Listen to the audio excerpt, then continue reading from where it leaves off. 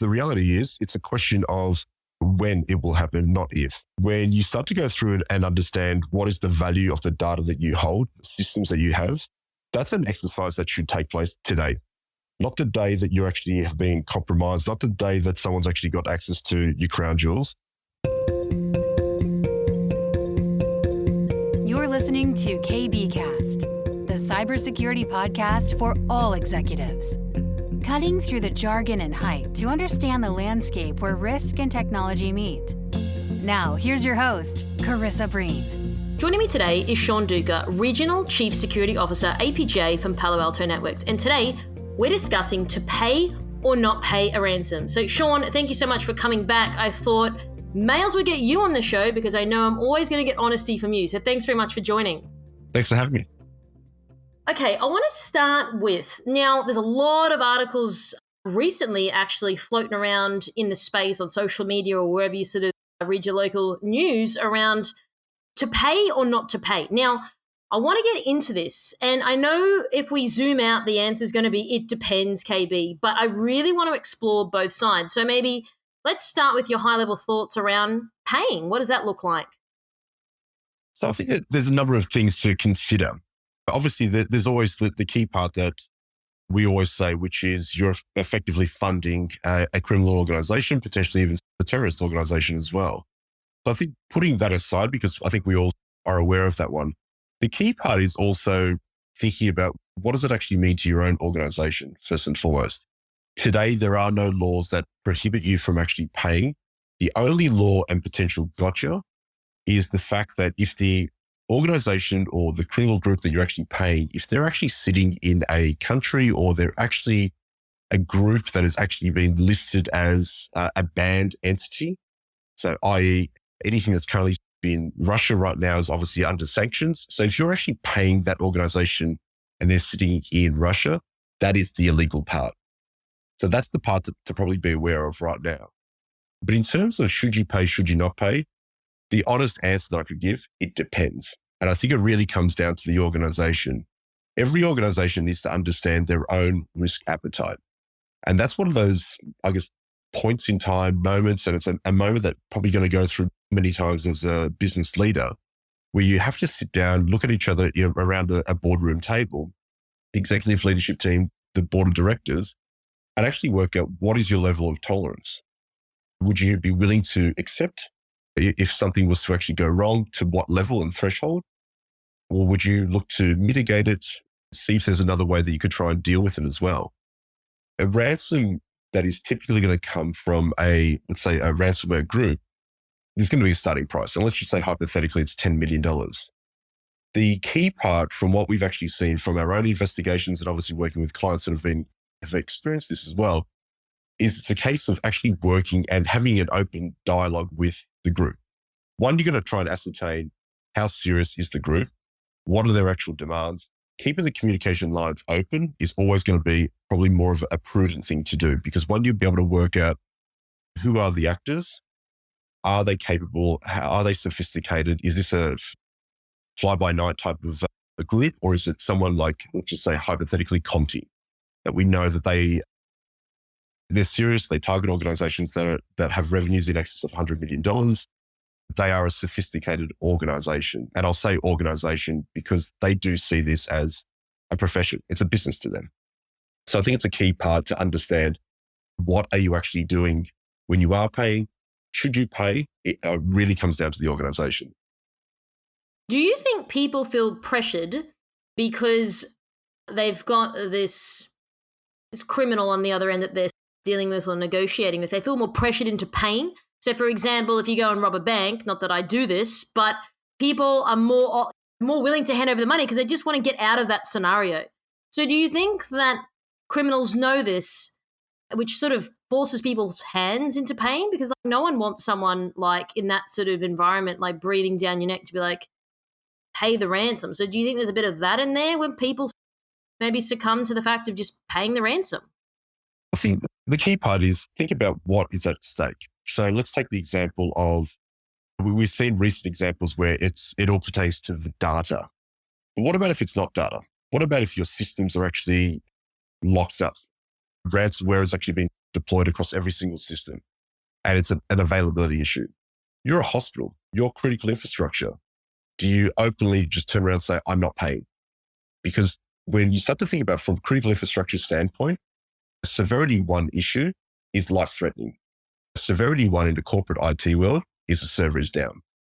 So when you start to think about a life-threatening versus I can't get access to my data, they're two fundamentally different things. And I think that's a key part to probably be aware of. So it's a little bit hard to just say carte blanche, don't pay, because I think it really comes down to what's the scenario and the circumstances that are there. If you think about, the other aspect is if you pay, you may not get like a decryption key, or you could be paying and effectively you get nothing in return. It's in the ransomware group's best interest to provide that to you. Otherwise, the business model collapses. Think about it. If you don't pay, if everyone stops paying, then effectively they're eventually going to get to a point where they say, all right, let's stop. But you're now starting to burn a lot of data, systems, access to systems, and all of that. Because if you do pay, it's in their interest to follow what they've basically said, which is, I've got your data. If you don't give me my money, I'm going to I'll extort the people that are actually in those records, or I'm just going to simply start releasing the information. If you can stop that from happening, I think it's something you need to consider. Yeah, I get it. And yes, of course, every answer is going to be it depends. But I sort of just want to walk you through like how I think about it, but then also how you think about it, because it's just looking at all sides of the coin, which maybe some people don't consider. So what about not paying? Obviously, there's some obvious answers to that. You don't have to forgo $10 million. Your records may not be, your clients may not be extorted on the internet, on the dark web, etc. But what about some of the other benefits of not paying? The other benefits of not paying would be you don't want to succumb to the demands of a criminal organization. But I think first, let's actually go back for a second to the paying aspect. There are practical considerations for victims of ransomware. A lot of the work that we've actually done from an incident response piece is to provide mitigation recommendations to customers based on the circumstances of the types of attacks that they're actually experiencing. But ultimately, the decision's always going to come down to the organization themselves. I actually think first and foremost, you need to probably go through a cost-benefit assessment prior to paying anything. Because is it a case of, is it worth paying based on what they've actually got and what they've prevented you from getting access to or have your data? In addition to considering the payment alternatives, I think the organization needs to start thinking about what's the cost of paying the ransom? And then also, what's the cost of not paying the ransom? Because if you think about it from the standpoint of you have been entrusted with someone else's data, you are definitely the victim, granted. But what about the actual customer data that you're holding? Because someone actually having access to that data and using it 5 years from now, that's a long-term sort of effect. That's going to have it's a force multiplier on your actual customers, not on you specifically. I get it. Okay, you make a great point. Cost-benefit assessment. I get that. But when you're in a very stressful environment, like I said, you've got these criminal actors down your net, you've got the government arcing up at you, you've got people online going ballistic. Don't you think it's then harder to then make a very clear judgment on doing the cost-benefit assessment? It's not like it's a Monday morning, hey guys, what's your sales pipeline doing in a very controlled, normal environment? Like this is when you've got 10x the pressure. You feel stressed as an individual. You've got other people stressing you out. Externally, everyone's losing their minds. Don't you think that then heightens potentially perhaps making the wrong decision because you're not in the best frame of mind? But I think that's where you should probably always prepare for that day today. Prepare for a foreseeable event, because the reality is it's a question of, when it will happen, not if. I think that's the reality that everyone probably needs to accept first and foremost. When you start to go through and understand what is the value of the data that you hold, the systems that you have, it's really understanding what your crown jewels are. That's an exercise that should take place today, not the day that you actually have been compromised, not the day that someone's actually got access to your crown jewels. You need to actually work out what that is today. And when you start to work that one out, you need to then work it out. What's the value to you? What's the value to your adversary? But start to think about what's the actual value of that bit of information. If someone stopped you from getting access to that, if someone took that, what is it worth? And I think you'd be very surprised if people, one, they probably haven't done that. Two, if they do that today, all of a sudden, you don't really have to go through the pressure cooker scenario when the time comes to sit down and work out, okay, is it worth us paying that much? Because one, everything's a negotiation first and foremost. So you can go through that process. We've seen instances where something started at $10 million and went down to a couple of $100,000.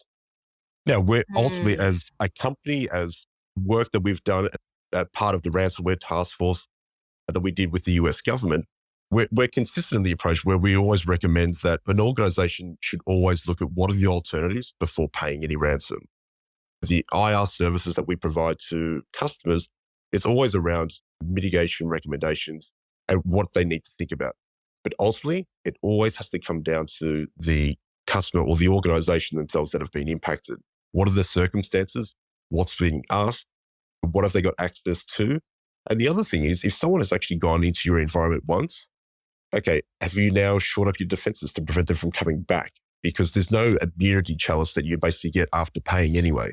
Someone could easily come in, and mind you, another group could also come in and ask for the same thing. Yeah, that's a great point. So going back to the practicing side of things, do you think that this is where the adversaries rely of knowing that companies probably aren't prepared? They're armed with all their armor and their swords and their horses, and they're ready to have this fight. Maybe that's where that gotcha moment is, because they're like, maybe 8 out of 10 companies aren't ready, so we can just hustle on in and it's easy money for us. Do you think there's a bit of that in there? They know that people aren't prepared, aren't practicing, aren't in the right headspace. Makes the companies an easy target. The guys get what they want. They walk away with their money. It's done. They're on to the next one. Absolutely. I think there's a large part that would be spot on. I think the other element to probably also consider is many of these groups, they know exactly how much revenue you're bringing into the organization, what your profit is. They're looking at balance sheets. They're doing all these different things. Take the example of Conti. They only target organizations that have revenue in excess of $100 million. So they know how much money you're making. So their ransom demand is not going to be some ludicrous amount. It will be something that they know the organization could possibly pay. They also may actually know that you've got an insurance policy, and the insurance policy goes to X amount of dollars. We've seen instances where someone has broken into an organization and they're looking for the policies to understand what is the actual. Gotcha. So the same way that a company should be doing their cost-benefit assessments, so are the adversaries. Okay, this company makes X amount of dollars. We may have to do this approach in order to potentially get this amount of money. So they're equally very calculated in their approach. Like, they're not necessarily just going for anyone. People are going to be very targeted as to who they're going to go for. Sure, you can turn around and say cybercrime is indiscriminate by nature. It casts your net as far and wide as you possibly can, and maybe someone's going to land in there. But when it comes to ransom, any type of extortion, there's going to be an element where someone will say to you, okay, how much is that worth to that organization? Could they pay? What's the point of breaking into an organization, deploying ransomware if they know that you've got absolutely you don't have 10 cents to your name? What's the point? Why would you actually go through all that, the work to get to that place? Small businesses do get targeted, but the ransom that's being asked is a lot less than what a large organization would be asked. Yeah, I get it. It makes sense. Again, they're not just taking a stab in the dark. It's quite, they're calculating this is exactly what we need to do to get that type of money, depending on the size of the organization. So you mentioned a point before, Sean, where people, like, as in companies, think, okay, we're the victim, but you're saying, yeah, you are to some part, but it's actually potentially your customers' data that's been out there. So do you think companies perhaps don't consider the impacts if they don't pay? It's hard to say if companies do or don't, but I think that's a very key part that everyone needs to factor in. Because take the example of if it's sensitive information that relates to an individual, sure, you've been entrusted with that bit of information, but are you prepared to actually deal with the backlash?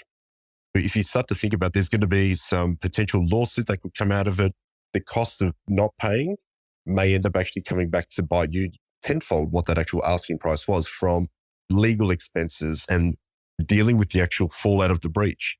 If a successful class action was to take place, let's just say it's $10,000 is going to be paid to every single individual. What happens if you've got 1 million records? What happens if it's 10 million records, 20 million? All of a sudden, that number becomes very high. And you start to weigh that up of, The asking price was 10 million versus this could cost us a couple of hundred million.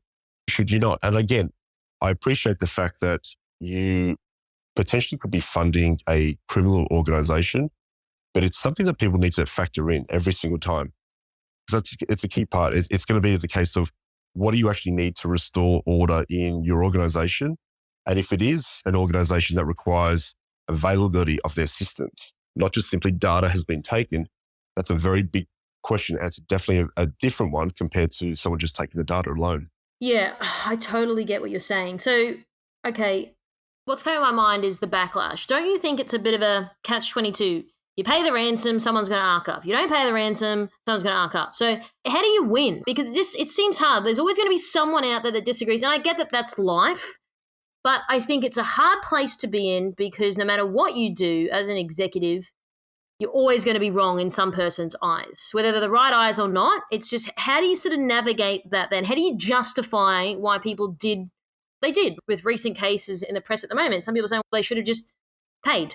Some people say, well, they shouldn't have paid. So it's just so hard to navigate, and there's so many different details that we're not privy to. So I'm curious for you, with your experience, how does one handle this? Look, this is my own personal opinion. So we don't have recommendations around paying or anything like that. We're keen to understand how big or small is the problem. A lot of the recommendations that we've put forward, especially being part of the ransomware task force, was we should probably definitely ensure that there is some form of reporting. Because the only way that you can start to make some sort of policy around should you not ban this, should you make it illegal, really comes from an understanding of how big or small the problem is. Yes, we know there is a problem, but how big is it? Before you actually start to make something illegal, I think we should always be thinking about that first and foremost. My own personal opinion, the way that I think about it, would be someone has entrusted me with their information. I'm holding the keys to systems that people need to get access to. Whatever the actual sort of scenario is, whatever the type of organization I am, I always think about a customer first. At all costs, protect the customer. And that may come across as pay the ransom. I don't recommend that everyone should be paying, but I would always be thinking about how can I protect my customer? Because for me, sure, I could be the CEO of the company. I could lose my job tomorrow. But what does that actually mean for the members, the customers that we've actually got? That's the thing that I think people should always factor in. So do you think people do factor that in? Not sure. It's hard to say. I'm sure a lot of the times we've seen where it hasn't been reported if people have or have not paid. I'm sure a lot of the times people have actually factored that in. What are the actual implications to the customers at the end of the day? Because this may be a case of, okay, just change your driver's license, change your passport. Cool. That's something that you can replace. How do you change your health conditions? How do you change any potential sort of reputation damage that could come out of it? If someone finds out that you've got mental health challenges, does that mean that potentially there could be a bias towards you getting a job in the future? One, you probably may not ever find that one out, but it could go against you. How would you know? I think that's a key part to always think about. What does this mean for the individual? We saw from some recent examples where they were very, very targeted about what type of information was actually going to be leaked. Very sensitive information for the individuals of concern. So I think you've always got to factor that part in. And to say that it does or it doesn't happen, too hard to say. Yeah, I get that. And even if someone literally thought about customers that are being impacted by this, there's always going to be someone that says, oh, they didn't think about it enough. So it's like, you're damned if you do, you're damned if you don't. But again, it's about having these discussions about how you would logically think this through. You mentioned it before, Sean, around cost-benefit assessment. Is there anything you'd like to add to that, like how people can assess whether or not they should or shouldn't pay? And I understand it's not so binary, but like maybe what are some of the other driving factors? Is it going to be around the backlash on what people on social media say? Is there other things as well that should go into the decision of paying or not paying? Well, I think making sure that you've got a process and plan in place. Many times, and you can always tell based on the way that someone responds to an incident, have they actually prepared for this day? Other times you've actually seen where people are tight-lipped, they're not sharing any information, they don't really know what to share, they don't really know what to do as well. they're clearly organizations that have never really prepared for this particular day. When the person that is answering the questions, if you see that they are being led in a certain direction and they are answering questions, you control the narrative. The narrative doesn't have to be controlled by the media cycles. Too often, how many times have you actually seen where someone will come out and say there's been a breach? And you go, oh, wow, okay, that's concerning for the organization. But then all of a sudden you start to hear, we believe that it was a particular country, nation state attack actor. How would you know that within the first 24 hours, the first 48 hours, the first week You wouldn't. of an attack? Correct. So you start to think about it that you can only share the information based on the data that you have. Sure, it's going to be frustrating, but I think it's making sure that people are comfortable with ambiguity, because I think that's a key part. You will never know the information, but let the data tell the story. I think is the key aspect there. Going through and working out what is the crown jewels to an organization is something that you should be doing today. It does not make a difference if you have an IR plan in place today or not. You should know what you should be protecting, because no bit of information, no system is created equally. So start to work out, where do you actually protect it? I always use the example, my mobile phone, if I lost it, doesn't really have a material impact to Palo Alto Networks. But to myself, sure, it does. Would I spend $1 million to protect it? No, it's not even worth that. So you start to work out what is your actual risk equation on that. That's your cost benefit analysis. And then start to work it out from there of how much are we willing to pay to restore order to our systems. That particular piece of getting that bit of information back or getting it out of someone else's hands. I think you should always be factoring that in and think about that, because that's the key part that will be your driving factor as to whether or not you should or should not pay. Talk to your insurance provider. Is this something that we should be thinking about and factoring in? So now's the time to start preparing. So would you say, with the conversations you're having in the market, Sean, that people are preparing? People are potentially worried. Like, we should be taking this more seriously. It could happen to anyone. I think with the recent examples, every single organization should be going through a process right now and simulating, or at least having a discussion. Could that happen to us? If so, what's the impact? How could it happen? And start to plan and put some sort of transformation project in place to mitigate that. When I hear stories that people turn around and say, oh, we've been breached, and all of a sudden they'll come out and say, we've patched the systems. That's not transformative. All you've simply done is a Band-Aid fix. Change the way that you've actually gone about doing security before the breach, and then start to think about what the world should look like after that. Because in the end, clearly whatever you were doing before didn't really work out. And sure, an adversary's always got the time, the inclination to go through and spend a lot of hours trying to get inside an organization, and they have to be right once. But once they're in, all you have to do is just watch them trip up once. And that's when you can start to catch them as they're actually going through your own organization. But you have to prepare and plan for that. So I guess the other view that I often see online is there's a lot of people in the industry that are very headstrong on not paying. And I get that. I understand that. And I guess I look at things from a level of neutrality and looking at both sides. But then I also interview people saying that they should just pay the ransom to reduce the downtime for organization. Now, that goes back to what you said before. It depends on what's at stake. So if all your systems are locked up and you can't operate, you can't get revenue, that's one thing. If it's potential, the fidelity of the data that's being, if it's your passport and all that, like, yes, that's bad. Then it's medical records, that's a different kettle of fish again. So what do you think about if people are like, our systems are all locked up, we can't operate, let's just pay the ransom, let's just move on? Do you hear a lot of that sort of going around in our industry, even if it goes against the not paying philosophy a lot of people lead with? I think it's usually the conversation that's probably talked about behind closed doors. People don't often advertise that they've paid. Yeah, that's a key thing. Can you tell if someone has paid?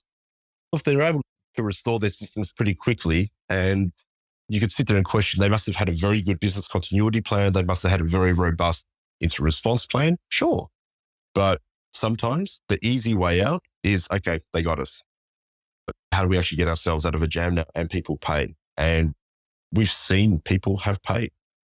But the key thing that we've learned from all of this is having a very open communication line to the adversary, working out, are they a sophisticated organization or are they just someone that's opportunistic? They've just come in.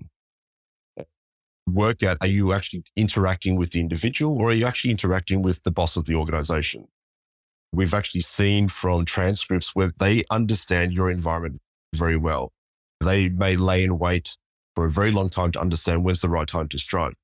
They've got a very good understanding of how you operate. They could probably work out and understand what your processes actually are. So a lot of the times, they've got a very good indication and idea of how you operate. They could even be looking at emails. Half the time, we've even seen organizations where they're trying to change passwords and all of a sudden, they're still on the network. They're still sitting there, they're watching. So every part of communication around internally in your own organization as to whether or not you should or should not pay should be happening out of band. Definitely, you would not want to be using your internal mail server as an example because that could be compromised. So in terms of final comments or closing thoughts, Sean, is there anything that you want to leave our audience with today I want to bring you on here to explore different views of paying or not paying, and there's no right or wrong answer. It's just to have that discussion, to have that honest discussion, to look at it from multiple sides of the coin, to give people a little bit of insight into how this looks and how they should be going about conducting their business moving forward. But is there anything else that you'd like to leave our audience with that maybe they'd like to take away from today's interview? I think a key piece is plan for the day, because it's a foreseeable event that's being interconnected the way that we actually are. We're transacting online. We've got customers all over the place. We've got a very remote and active workforce. We're connected to all these different applications and systems. Something is bound to come into your organization. First and foremost, identify what your crown jewels are. Sit down and simulate. Look at the last year's worth of breaches, how people have responded, their reports, what they've actually come out with as press releases, and actually go through a scenario and work out what would we do if this happened to us and workshop that. But don't sit there. You can use an external organization. You can use those simulation platforms that are out there. But the aim is not to sit down and wait for a report to come out a couple of weeks. You'll work out pretty quickly how well or not you are in dealing with these types of these types of breaches or incidents taking place. And start to practice. Build some sort of muscle memory, because when the day does come, you want to make sure that you understand what your roles and responsibilities are in an organization. Whatever the decision is to pay or not pay, I think is up to the organization. It's very hard for an external third party to tell an organization what their risk appetite should be, because everyone's got a different level of risk tolerance. And I think it's key to try and understand, what does that mean? If you were to pay, start to understand what are the legalities around all of that. Are you liable if you do pay? Would someone potentially go to jail for paying? You may be doing the right thing for your customers, but you may also find out that you're doing the wrong thing by the law. Having those open dialogues and understanding what is actually at stake, and then also what would you go through to have that process. Many times you don't probably know how to do the negotiation. Great. Make sure that you've actually got a third party provider that you can actually work with to ensure that if the day does come, that you could leverage that provider to come in and say, great, start acting on our behalf to communicate to this criminal organization. Well, I think those are easy, simple, key takeaways. Again, start practicing. If you're not, now's a good time to start doing that and to look at it from all angles. So, Sean, thank you so much again for your time, for your insight. I wanted to have a very frank conversation, and who better yet to get a frank conversation from you, Sean. So thank you so much for your time, and thanks for coming on the show today. No worries. Thanks a lot. Thanks for having me. Thanks for tuning in. We hope that you found today's episode useful and you took away a few key points. Don't forget to subscribe to our podcast to get our latest episodes. This podcast is brought to you by MercSec, the specialists in security, search, and recruitment solutions. Visit mercsec.com to connect today. If you'd like to find out how KBI can help grow your cyber business, then please head over to kbi.digital. This podcast was brought to you by KBI.media, the voice of cyber.